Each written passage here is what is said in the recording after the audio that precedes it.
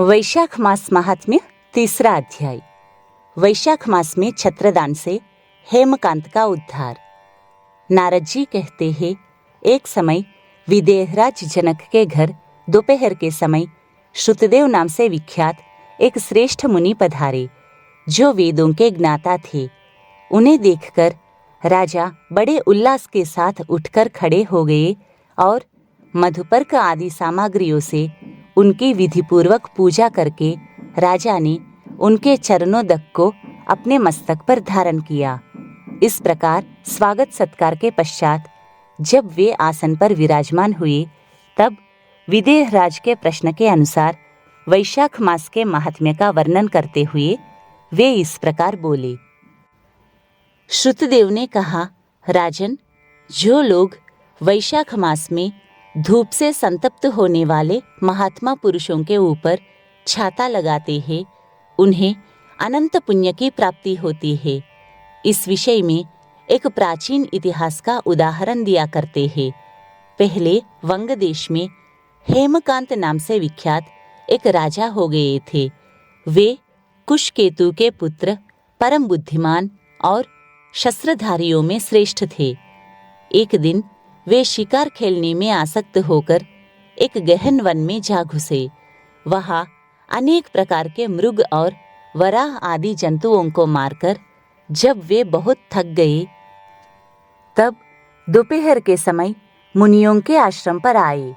उस समय आश्रम पर उत्तम व्रत का पालन करने वाले शतर्ची नाम वाले ऋषि समाधि लगाए बैठे थे, जिन्हें बाहर के कार्यों का कुछ भी भान नहीं होता था।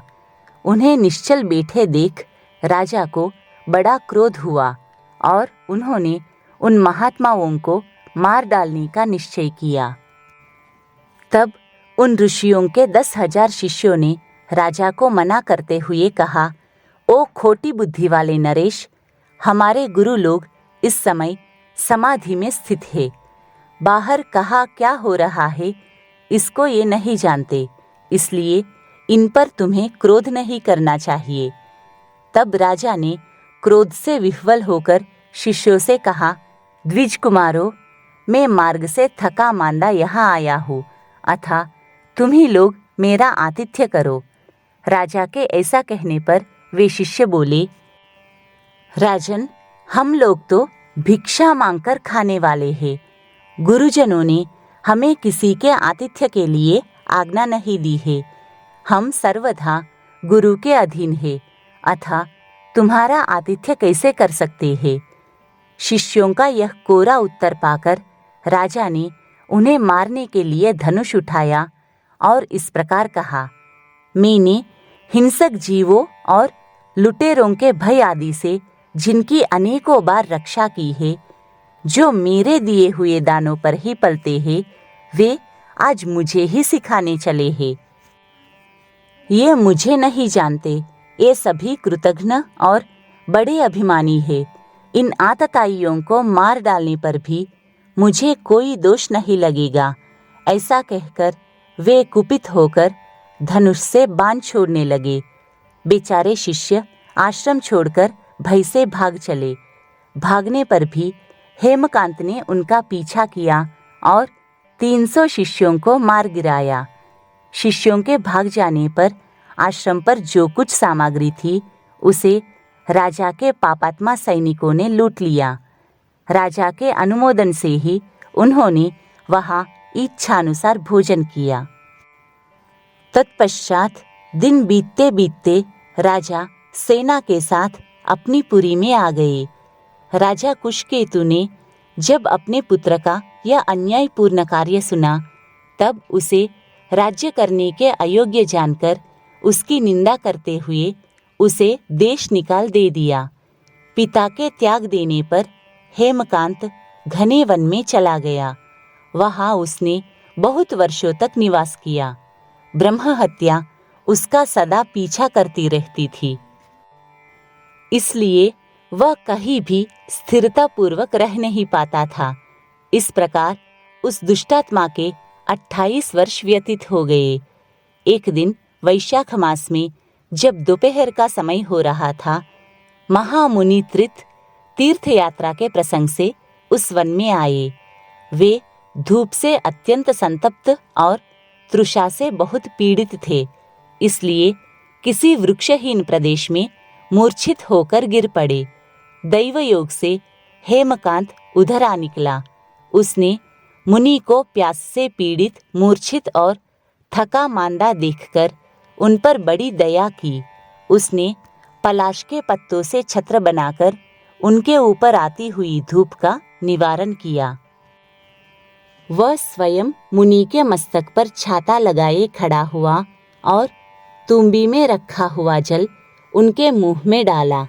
इस उपचार से मुनि को चेत हो आया और उन्होंने क्षत्रिय के दिए हुए पत्ते के छाते को लेकर अपनी व्याकुलता दूर की। उनकी इंद्रियों में कुछ शक्ति आई और वे धीरे धीरे किसी गांव में पहुंच गए। उस पुण्य के प्रभाव से हेमकांत की 300 ब्रह्म हत्याएं नष्ट हो गई। इसी समय यमराज के दूत हेमकांत को लेने के लिए वन में आए। उन्होंने उसके प्राण लेने के लिए संग्रहणी रोग पैदा किया। उस समय प्राण छूटने की पीड़ा से छटपटाते हुए हेमकांत ने 3 अत्यंत भयंकर यमदूतों को देखा, जिनके बाल ऊपर की ओर उठे हुए थे। उस समय अपने कर्मों को याद करके वह चुप हो गया। छत्रदान के प्रभाव से उसको भगवान विष्णु का स्मरण हुआ। उसके स्मरण करने पर भगवान महाविष्णु ने विश्वक्सेन से कहा, तुम शीघ्र जाओ और यमदूतों को रोको। हेमकांत की रक्षा करो। अब वह निष्पाप एवं मेरा भक्त हो गया है। उसे नगर में ले जाकर उसके पिता को सौंप दो। साथ ही मेरे कहने से कुशकेतु को यह समझाओ कि तुम्हारे पुत्र ने अपराधी होने पर भी वैशाख मास में छत्रदान करके एक मुनि की रक्षा की है, अतः वह पाप रहित हो गया है। इस पुण्य के प्रभाव से वह मन और इंद्रियों को अपने वश में रखने वाला, दीर्घायु, शूरता और उदारता आदि गुणों से युक्त तथा तुम्हारे समान गुणवान हो गया है। इसलिए अपने इस महाबली पुत्र को तुम राज्य का भार संभालने के लिए नियुक्त करो।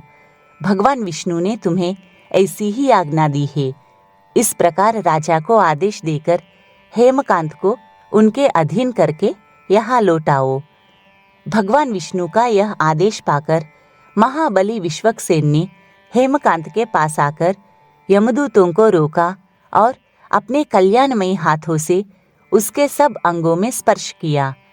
भगवत भक्त के स्पर्श से हेमकांत की सारी व्याधि क्षण भर में दूर हो गई। तदनंतर विश्वक्सेन उसके साथ राजा की पुरी में गए। उन्हें देखकर महाराज कुशकेतु ने आश्चर्ययुक्त हो भक्तिपूर्वक मस्तक झुकाकर पृथ्वी पर साष्टांग प्रणाम किया और भगवान के पार्षद का अपने घर में प्रवेश कराया। वहाँ नाना प्रकार के स्तोत्रों से इनकी स्तुति तथा वैभवों से उनका पूजन किया। तत्पश्चात महाबली विश्वक्सेन ने अत्यंत प्रसन्न होकर राजा को हेमकांत के विषय में भगवान विष्णु ने जो संदेश दिया था वह सब कह सुनाया। उसे सुनकर कुशकेतु ने पुत्र को राज्य पर बिठा दिया और स्वयं विश्वक्सेन की आज्ञा लेकर उन्होंने पत्नी सहित वन को प्रस्थान किया।